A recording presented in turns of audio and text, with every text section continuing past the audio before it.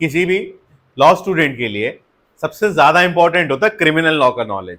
जब मैं भी स्टूडेंट हुआ करता था तो सब लोग मुझसे यही पूछते थे, अच्छा ये बताओ ये कौन सा ऑफेंस हुआ, हमारे ऊपर ये सेक्शन लग गया है, ऐसा हो गया तो क्या हो जाएगा। जब मैं आपके एज का स्टूडेंट हुआ करता था तब मुझे ये पता चला सबसे ज्यादा सब्जेक्ट इंपॉर्टेंट सब्जेक्ट है आईपीसी।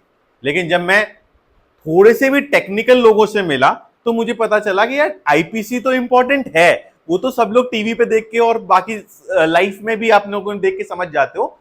सीआरपीसी ज्यादा इंपॉर्टेंट है, वो आपको एक एज क्रिएट कर देता है कि भैया आपको लॉ डिटेल में आता है। खैर, जब आज की डेट में लॉ ऑफ क्राइम जो है आईपीसी और सीआरपीसी से ट्रांसफॉर्म होके बीएनएस और बीएनएसएस में कन्वर्ट हो गया है। बीएनएस क्या करता है, बीएनएस कुछ नहीं करता, सिंपल से एक सब्सटैंटिव लॉ देता है। सब्सटैंटिव लॉ का मतलब ये है, वो सिर्फ ये बताता है कि क्या कोई एक्ट कब ऑफेंस बनेगा और कब कोई एक्ट ऑफेंस की कैटेगरी में नहीं आएगा।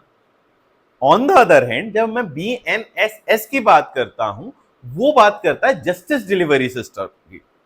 कि आपने ये तो समझा दिया बीएनएस में कि आखिर क्या ऑफेंस होता है, लेकिन उस ऑफेंस हो जाने के बाद जस्टिस कैसे डिलीवर किया जाएगा, इसके लिए क्या, तो इसके लिए बीएनएसएस, पहले से सीआरपीसी कहा जाता था।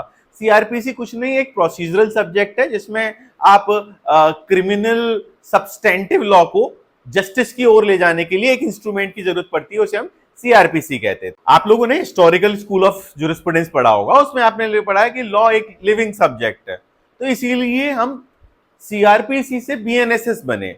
रीजन ये था कि बहुत सारी नई चीजें डेवलप हो रही थी और हमारे देश को लगा कि यार हमें फिर से रीजनरेट करना चाहिए, अमेंड ना करते हुए, इतने सारे अमेंडमेंट हो ही गए। खैर वो एक अलग क्वेश्चन है। तो आज की डेट में हम उसके नए फॉर्म को मानते हैं बीएनएसएस, भारतीय न्याय सुरक्षा संहिता।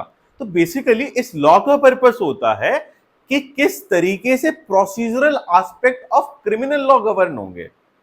ठीक है, कि अगर किसी व्यक्ति के साथ कोई ऑफेंस हुआ है, वहां से लेकर उस ऑफेंस से लेकर जस्टिस जब तक डिलीवर नहीं हो जाता, उन दोनों पॉइंट्स के बीच में किस तरीके से प्रोसीजरल चीज चलेंगी, वो ये लॉ कवर करता है।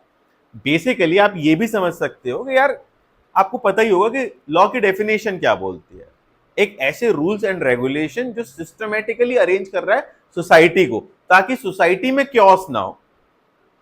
तो बीएनएसएस भी एक ऐसा सब्जेक्ट है जो इसलिए बना है ताकि सोसाइटी में जस्टिस सीख करने के जो तरीके हों उनके बीच में कोई एम्बिग्यूटी ना रहे कि कैसे क्या है। तो उन्होंने एक स्ट्रेट फॉरवर्ड बना दिया। खैर, ये तो मैंने आपको बता दिया कि प्रोसीजरल लॉ या बीएनएसएस होता क्या है।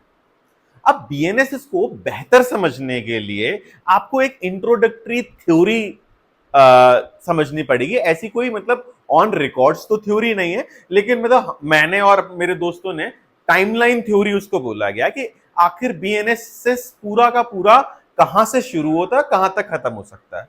अगर आपके दिमाग में एक बार टाइमलाइन थ्योरी अच्छे से बैठ गई तो आप फंडामेंटल्स और बेसिक्स को आप समझ जाओगे कि आप कौन से स्टेज पे कहां हो, या बीएनएसएस को फंडामेंटली डिवाइड कैसे करना है ये समझ सकते हो।